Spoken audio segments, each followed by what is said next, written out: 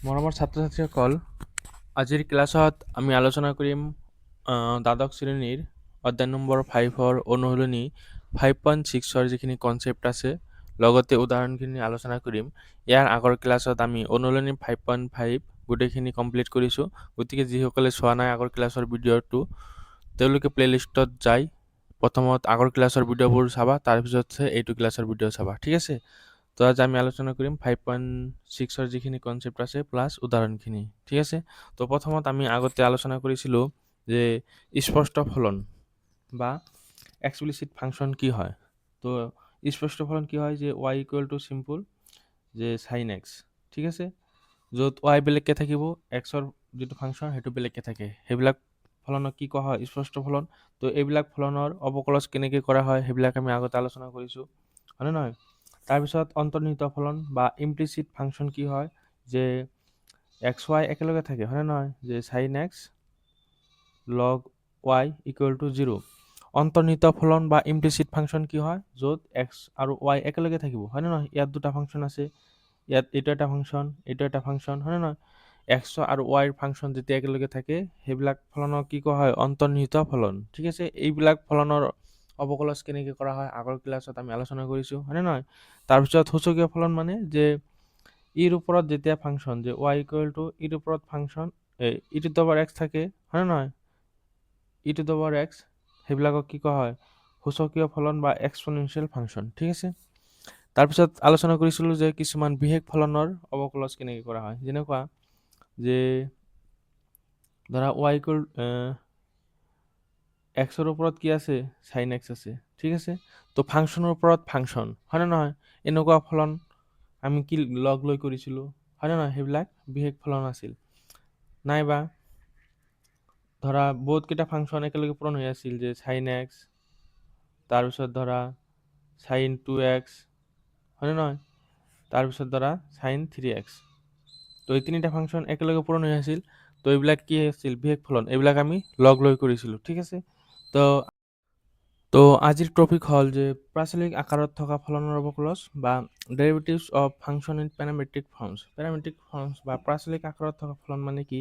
যে ধৰা Y equal two কিবা এটা ফাংচন দিয়া থাকিব, এক্স ইকুৱেল টু কিবা এটা চলকৰ ফাংচন দিয়া থাকিব, ঠিক আছে। ৱাইৰ বেলেগ চলকৰ ফাংচন থাকিব, এক্সৰ বেলেগ চলকৰ ফাংচন থাকিব, ঠিক আছে। চলক কি কি যিকোনো চলক হ'ব পাৰে, যেনেকুৱা ধৰা থিতা হ'ব পাৰে বা টি হ'ব পাৰে। ইয়াতেও ঠিক বেলেগ বেলেগ চলক হ'ব পাৰে, থিতা হ'ব পাৰে বা টি হ'ব পাৰে বা যিকোনো চলক হ'ব পাৰে, হয়নে নহয়? তো আমাক কি বাহিৰ কৰিব লাগে? যে D y by d x বাহিৰ কৰিব লাগিব। তো কেনেকৈ বাহিৰ কৰিম? ইয়াক যিটো চলক দিয়া থাকিব সেইটো সাপেক্ষে অৱকলজ কৰিম, ইয়াকো যিটো চলক দিয়া থাকিব সেইটো চলক সাপেক্ষে অৱকলজ কৰি এইটো দি এইটো হৰণ কৰিম, ঠিক আছে। তো আমি যদি স্পষ্টকৈ ক'বলৈ যাওঁ তেনেহ'লে ধৰা x equal to f t আৰু এক্স টু টিৰ চলকৰ ফাংচন, ৱাই টু টি চলকৰ ফাংচন দিয়া আছে, ঠিক আছে। তো স্পষ্টকৈ যদি ক'বলৈ যাওঁ তেনেহ'লে x equal to f T, Y equal two G T আকাৰত প্ৰকাশ কৰা দুটা চলক এক্স আৰু ৱাইৰ মাজৰ সম্বন্ধক প্ৰাচলিক আকাৰ বুলি কোৱা হয়, য'ত টি হ'ল প্ৰাচল। টিটোক কি কোৱা হ'ব? ইয়াক কোৱা হ'ব প্ৰাচল আৰু ইংৰাজীত কোৱা হ'ব পেৰামিটাৰ, ঠিক আছে। এক্সাম্পল লৈছোঁ, ঠিক আছে, ভালকৈ বুজি পাবা।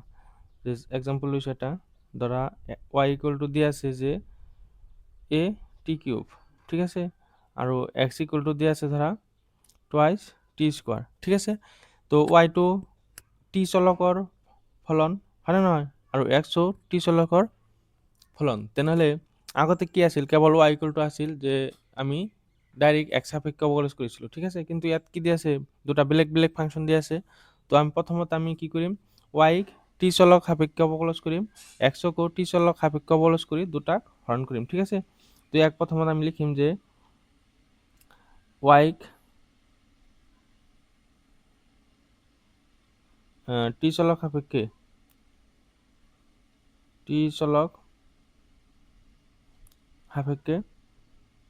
বা টি সাপেক্ষে অৱকলজ কৰি পাওঁ, টি সাপেক্ষে অৱকলন কৰি পাওঁ, ঠিক আছে। বা ৱাইক নিলিখিলেও হ'ব, যে টি সাপেক্ষে অৱকলন কৰি পাওঁ ডাইৰেক্ট লিখিলেও হ'ব। তেনেহ'লে আমি কি পাম? D y by D T, যিহেতু টি চলক সাপেক্ষে আমি অৱকলজ কৰি আছোঁ, হয়নে নহয়? তেনেহ'লে D y by D T আৰু ইফালে কি হ'ব ডি বাই ডি টি ৱাইৰ মানটো বহাই দিব লাগিব হয়নে নহয় এ টি কিউব ঠিক আছে এইটো হ'ল কি কনষ্টেণ্ট তো আগত আহি যাব তো থাকিব কি ডি বাই ডি টি ইয়াত থাকিব টি কিউব ঠিক আছে টি কিউবক অৱকলজ কৰিলে আমি কি পাম ফৰ্মুলা কি আছিল মনত আছেনে ফৰ্মুলাটো আছিল যে ডি বাই ডি এক্স ইয়াত যদি এক্সৰ ওপৰত পাৱাৰ এন থাকে তেনেহ'লে কি হয় এনটো আগত আহে হয়নে নহয় আৰু পাৱাৰৰ পৰা 1 মাইনাছ কৰিব লাগে ঠিক আছে তো ইয়াত কি হ'ব তিনিটা আগত আহিব তো আগত আহিল টিৰ ওপৰত 3ৰ পৰা 1 গ'লে 2 তাৰ মানে ফাইনেল এনসাৰ আমি কি পাম 3a টি স্কোয়াৰ ঠিক আছে ইয়াক তুমি 1 নম্বৰ দিয়া ঠিক তেনেদৰে x equal to twice T square ঠিক আছে ইয়াকো আমি টি সাপেক্ষে অৱকলজ কৰি পাম ডাইৰেক্ট লিখিম যে টি সাপেক্ষে অৱকলন কৰি ঠিক আছে তেনেহ'লে কি হ'ব dx by dt equal to d by dt x ৰ মান বহাই দিম কি হ'ব টুৱাইচ টি স্কোয়ার হয় নহয় তেনেহ'লে দুটো কনষ্টেণ্ট আগত আহি যাব থাকিব কি d বাই dt ইয়াত থাকিব টি স্কোয়ার হয় নহয় তো টি স্কোয়ারক যদি আমি অবকলন কৰোঁ কি পাম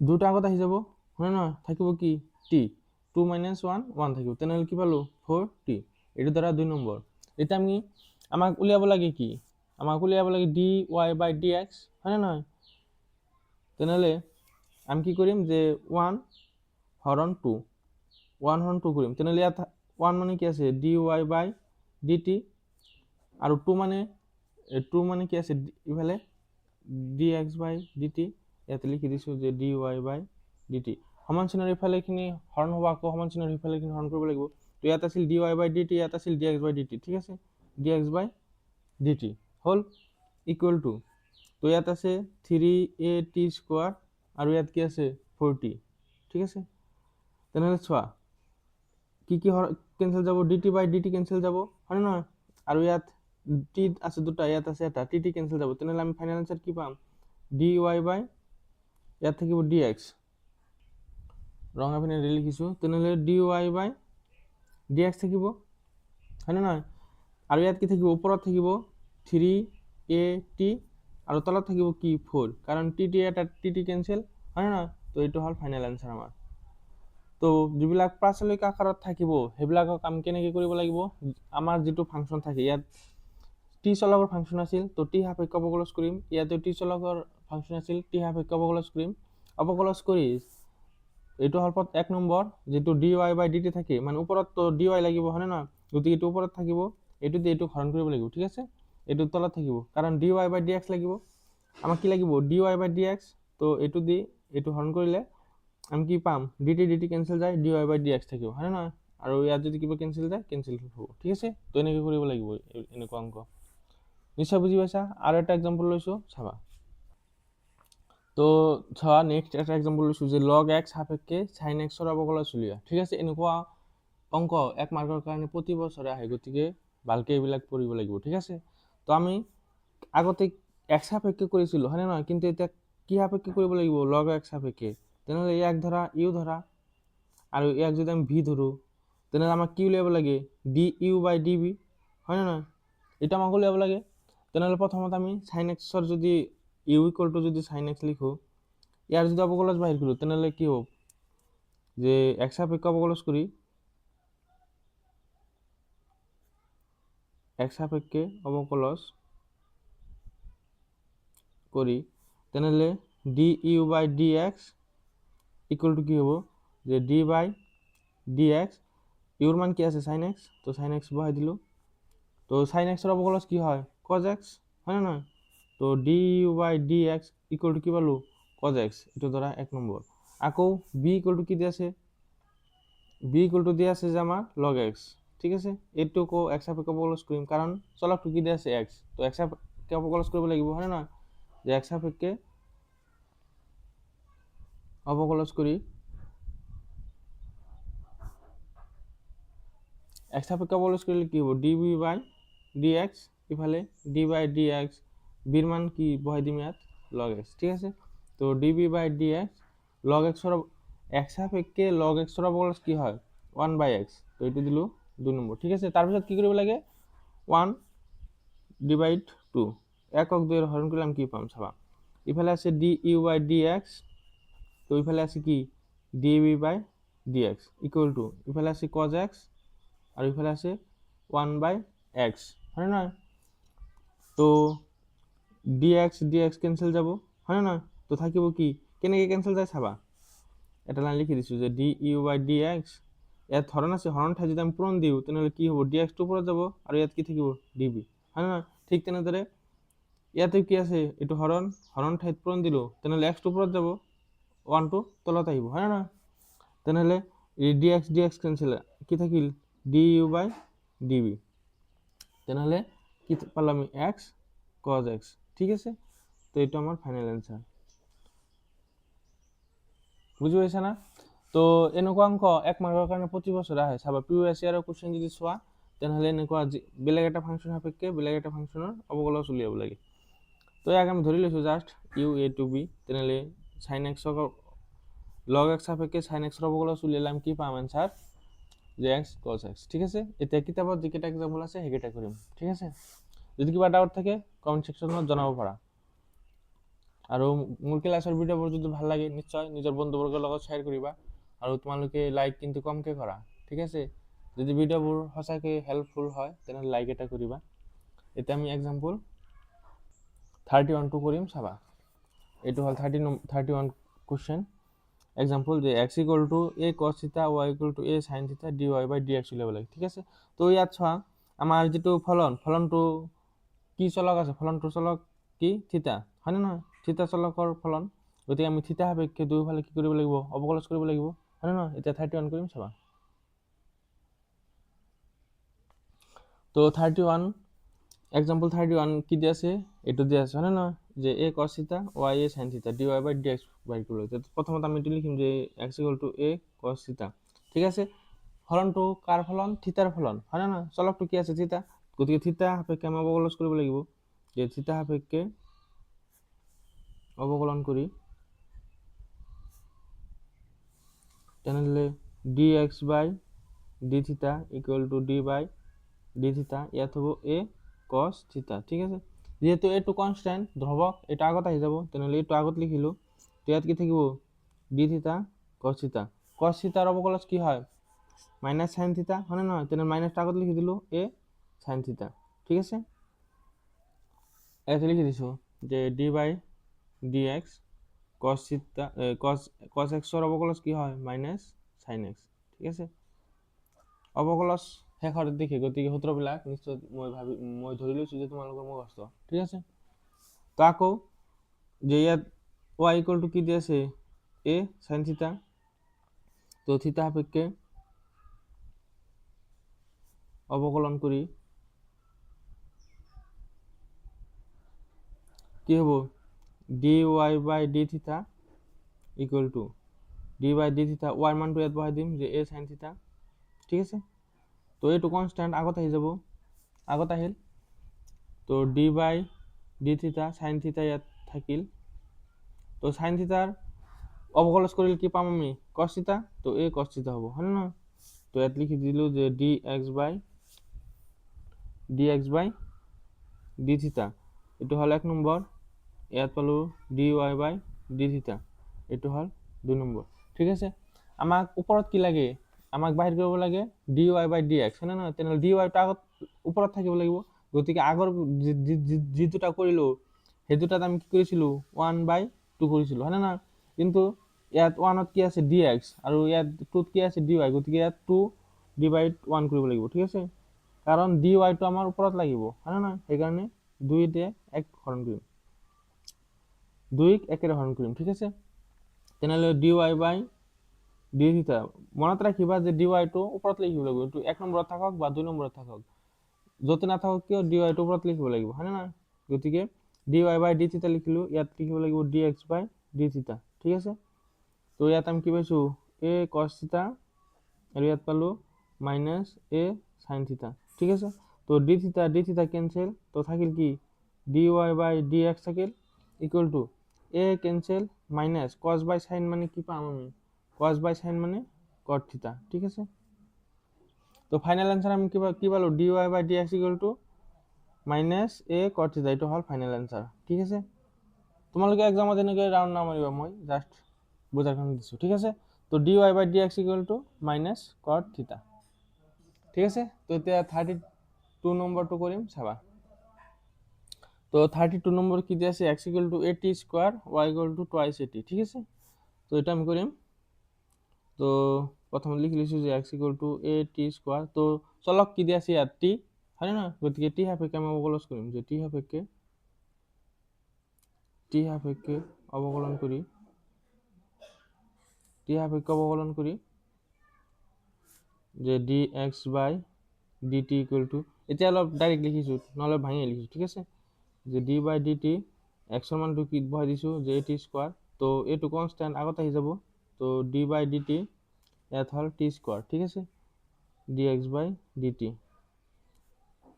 dx/dt তো এইটো থাকিল টি স্কোয়ার আছে, পাওয়ার কিমান আছে 2, তো 2টো আগত আহিব, হয় নহয়, 2টা আগত লিখিলোঁ।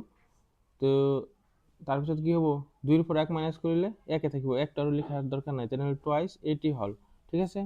আকৌ ইফালে y ইকুয়াল টু আছে টুৱাইস 80, ইয়াতেও টি চলকৰ ফলন, হয় নহয়, গতিকে টি সাপেক্ষে অবকলন কৰিব লাগিব, যে টি সাপেক্ষে অবকলন কৰি তেনেহ'লে dy/dt equal to d/dt y ঠাইত কি বহাব লাগিব 280, হয় না। তো 2 আহিছে, এইটো কনষ্টেণ্ট আগত আহিল, 2 এইটো আগত আহিল, তো ইয়াত কি থাকিব 2a ধ্ৰুৱক আগত আহিল, তো থাকিল কি dt/dt, তাৰমানে কি পাম টুৱাইছে, হয় না। তো dy/dt ইকুয়াল টু আমি কি পালো টুৱাইছে, এইটো ধৰা 2 নম্বৰ, এইটো হ'ল 1 নম্বৰ। তো মই কি কৈছিলোঁ, dy য'ত থাকে সেইটো ওপৰত লিখিব লাগিব, তো dy ইয়াত আছে তেনেহ'লে 2/1, ঠিক আছে। তো dy/dt ইয়াত আছে dx/dt, ঠিক আছে। তো dt কেনসেল, ইফালে কি আছে টুৱাইছে, আৰু ইফালে কি আছে টুৱাইস at, তো 2 কেনসেল, a কেনসেল, তো আমি কি পালো dy/dx ইকুয়াল টু কি পালো 1/t, ঠিক আছে। তো ফাইনাল আনসার আমি কি পালো 1/t, ঠিক আছে।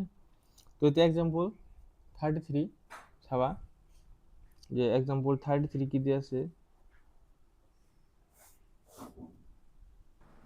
তো 33 কোশ্চেন নম্বর এক্সাম্পল 33 চোৱা, x ইকুয়াল টু কি দিয়ে আছে a থিটা প্লাস sin থিটা y ইকুয়াল টু এখানে দিয়ে আছে, হয় না। তো dy/dx আমাক বাহিৰ কৰিব লাগে, তো আমি এখানে লিখিলাম আগৰ যেনেকৈ কৰিছোঁ ঠিক তেনেদৰে, যে থিটা প্লাস sin থিটা, ফলনটো কাৰ থিটাৰ, হয় না, থিটা চলকৰ, গতিকে থিটা সাপেক্ষে আমি কি কৰিম, এই থিটা সাপেক্ষে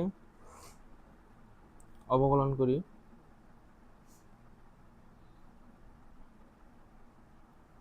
তেনেহ'লে dx/d থিটা ইকুয়াল টু d/d থিটা, এক্সৰ ঠাইত কি বহাম এইখিনি, যে a থিটা প্লাস sin থিটা, ঠিক আছে।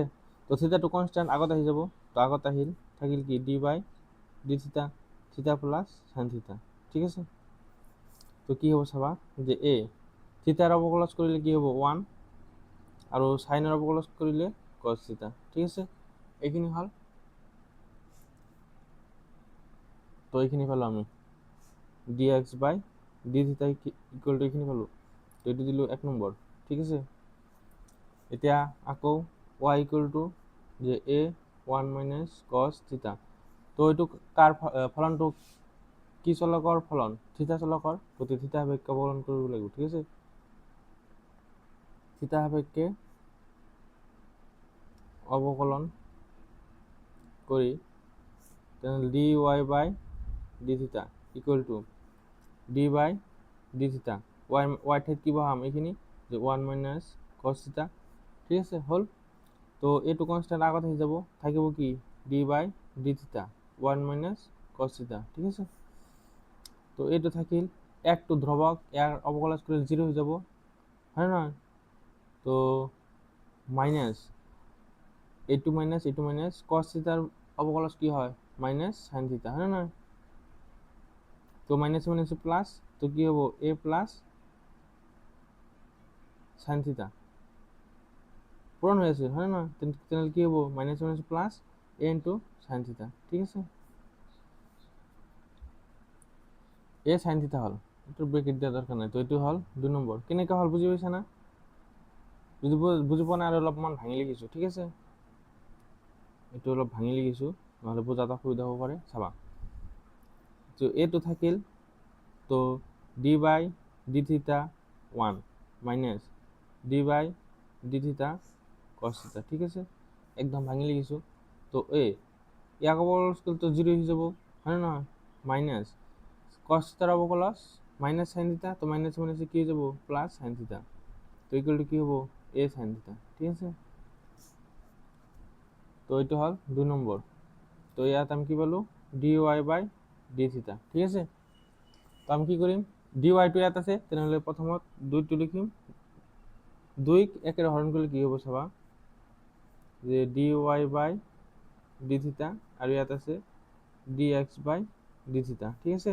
ইকুয়াল টু, তো ইয়াত কি পালো আমি, এ সাইন থিটা, আৰু ইয়াত আমি কি পালো, এ 1 প্লাস কস থিটা, ঠিক আছে? তো এ কেনসেল, ওপৰত কি থাকিল সাইন থিটা, তলত থাকিল 1 প্লাস কস থিটা, ঠিক আছে? এইখিনিলৈকে যদি তুমি ৰাখা, তথাপি তোমাৰ ফুল মাৰ্কিং পাবা।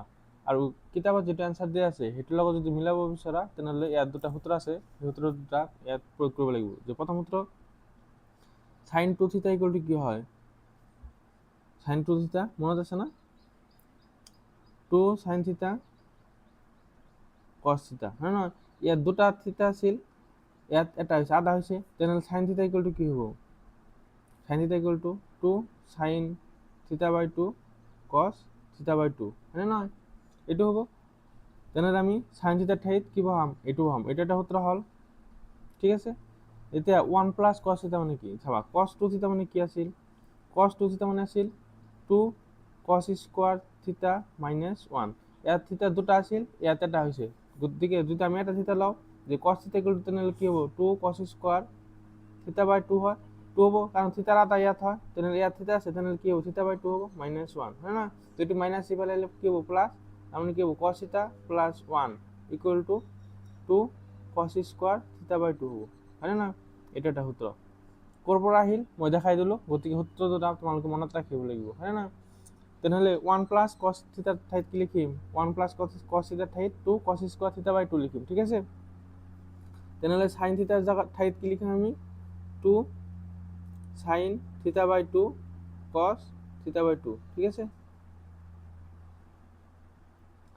আকৌ 1 plus cos theta, 1 plus cos থিটাৰ ঠাইত লিখিম 2 কস স্কোয়ার থিটা বাই 2, তেনেহ'লে 2 2 কেনসেল, কস থিটা বাই 2, ইয়াত কস থিটা বাই 2 কেইটা আছে, দুটা, এটা কেনসেল কৰিলে কি থাকিব, ওপৰত থাকিব সাইন থিটা বাই 2, আৰু তলত কি থাকিব, কস থিটা বাই 2, ঠিক আছে?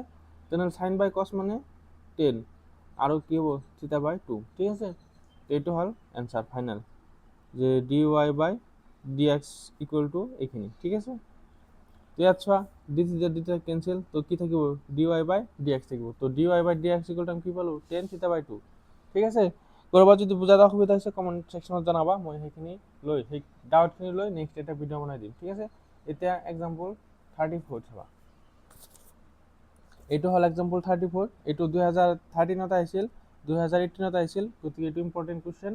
ইয়াত চোৱা, এইটো তুমি প্ৰাচলিক আকৃতি লৈ মানে এক্সক বেলেগকৈ লৈ ৱাইক বেলেগকৈ লৈ কৰিব পাৰিবা, কিন্তু যেটো অন্তৰ্নিহিত ফলন বা ইমপ্লিচিট ফাংচন আছিল, এক্স ৱাই একেলগে থাকিলে সেইটো কি কোৱা হয়, ইমপ্লিচিট ফাংচন, গতিকে তেনেকৈও আমি কৰিব পাৰিম, কাৰণ ইয়াততো ধৰি দিয়া নাই যে কোন কি ফৰ্মত তুমি লৈ কৰিব লাগিব, হয় নহয়? কুৱেশ্যনত তেনেকুৱা ধৰি দিয়া নাথাকে, গতিকে যিটো দি তোমাৰ সহজ হয় সেইটো সাপেক্ষে কৰিবা, গতিকে ইয়াক আমি ইমপ্লিচিট ফাংশন থাকলে যেনেকৈ কৰোঁ তেনেকৈ কৰিম, ঠিক আছে? এক্সাম্পল 34 চাবা, তো 34 নম্বৰ কুৱেশ্যন এইটো, ঠিক আছে? তো ইয়াক এক্স সাপেক্ষে আমি অবকলন কৰিম, ঠিক আছে? তো ডি বাই ডি এক্স, এক্সৰ ওপৰত power 2/3 plus D by d x ৱাইৰ ওপৰত পাৱাৰ 2/3, আৰু ইয়াক অবকলন কৰি এইটো যিহেতু কনষ্টেণ্ট 0 হৈ যাব, হয় না? তো এক্সৰ ওপৰত পাৱাৰ কি আছে, 2/3, তো পাৱাৰ থাকিলে আগত আহি যায়, হয় নহয়? 2/3 আগত আহিল, ঠিক আছে? তাৰপিছত কি হয়, এইটোৰ পৰা 1 মাইনাছ কৰিব লাগে, তেনেহ'লে 2/3 মাইনাছ 1 প্লাছ, ইয়াতো ঠিক তেনেদৰে ৱাইৰ ওপৰত পাৱাৰ কি আছে 2/3 হয় নহয়, তেনেহ'লে 2/3টা আগত আহিল, তাৰপিছত কি হ'ব y to the power 2/3 minus 1 হয় নহয়, ইয়াৰ পৰা 1 মাইনাছ কৰিব লাগে। ফৰ্মুলা কি আছিল যে d/dx এক্সৰ ওপৰত যদি পাৱাৰ n থাকে, nটো আগত আহে, তাৰপিছত এক্সৰ ওপৰত পাৱাৰ n পৰা 1 মাইনাছ কৰিব লাগে হয় নহয়। তো পাৱাৰ কি আছে 2/3, ইয়াৰ পৰা 1 মাইনাছ কৰিব লাগিব, কিন্তু এইটোতো x নহয়, x সাপেক্ষে আমি অৱকলজ কৰি আছিলোঁ, কিন্তু ইয়াত y আছে, তেনেহ'লে ইয়াক আকৌ অৱকলজ কৰিব লাগিব হয় নহয়, dy/dx ইকুৱেল টু 0। তেনেহ'লে 2/3 মাইনাছ 1 মানে কি 2/3 মাইনাছ 1, তো এলচিয়াম হ'ল 3, এইটো লগত ইয়াতে কোনো 1, 2 ইনটু 1 2 মাইনাছ 3 ইনটু 1 3, তেনেহ'লে কি হ'ল মাইনাছ 1/3 ঠিক আছে। তেনেহ'লে 2/3 এক্সৰ ওপৰত পাৱাৰ কি হ'ব মাইনাছ 1/3 ঠিক আছে, প্লাছ 2/3 ৱাইৰ ওপৰত 2/3 মাইনাছ 1 মানে কি মাইনাছ 1/3 dy/dx ইকুৱেল টু 0 ঠিক আছে। তো এইটো প্লাছ সমান চিনৰ ইফালে কেৱল কি ৰাখিব লাগিব dy/dx, আৰু বাকীবোৰ সেইফালে লৈ যাব লাগিব। তো ইয়াত কি থাকিল 2/3 y to the power minus 1/3 dy/dx equal to, এইটো প্লাছ এইফালে গ'লে মাইনাছ, তো মাইনাছ 2/3 এক্সৰ ওপৰত মাইনাছ 1/3 ঠিক আছে। তো এইটো পূৰণ হৈছে এইফালে গ'লে হৰণ, তেনেহ'লে dy/dx ইকুৱেল টু কি হ'ব চাবা, মাইনাছ 2/3 এক্সৰ ওপৰত মাইনাছ 1/3, আৰু ইয়াত 2/3 থাকিল, ৱাইৰ ওপৰত পাৱাৰ মাইনাছ 1/3, তো 2/3 কেঞ্চেল, তো থাকিল কি মাইনাছ এক্সৰ ওপৰত মাইনাছ 1/3, আৰু তলত থাকিল ৱাইৰ ওপৰত মাইনাছ 1/3।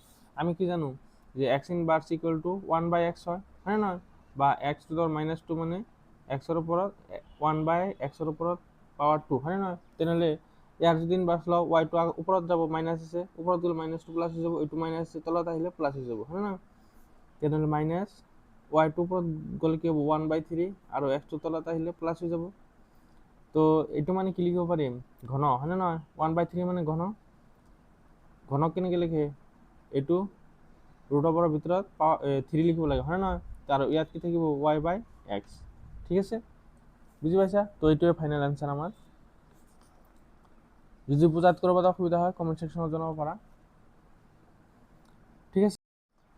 এইখিনি বুজি পাইছা না, যে 1/3 মানে কি ঘনক কেনেকৈ বুজোৱা হয়, এনেকৈ বুজোৱা হয়।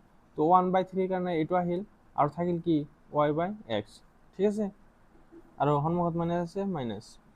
তো এইটো আমাৰ ফাইনেল এনচাৰ। তো এইখিনিতে আমাৰ যিখিনি কনচেপ্ট আছিল আৰু যিখিনি এক্সাম্পল আছিল 5.6ৰ কাৰণে গোটেইখিনি আলোচনা কৰিলোঁ। নেক্সট ভিডিঅ'ত আমি অনুশীলনী 5.6 আলোচনা কৰিম ঠিক আছে। তো মোৰ ক্লাছৰ ভিডিঅ'বোৰ যদি ভাল লাগে নিশ্চয় চেনেলটো ছাবস্ক্ৰাইব কৰিবা, আৰু নিজৰ বন্ধুবৰ্গৰ লগত বেছিকৈ শ্বেয়াৰ কৰিবা, আৰু ধুনীয়া চাই এটা কমেণ্ট কৰিবা ঠিক আছে। আজিৰ কাৰণে ইমানতে সামৰিছোঁ, থেংক ইউ। সকলোৱে ভালে থাকিবা, গৰমৰ বন্ধত ঘৰত বেছিকৈ ফুৰিবা ঠিক আছে, থেংক ইউ।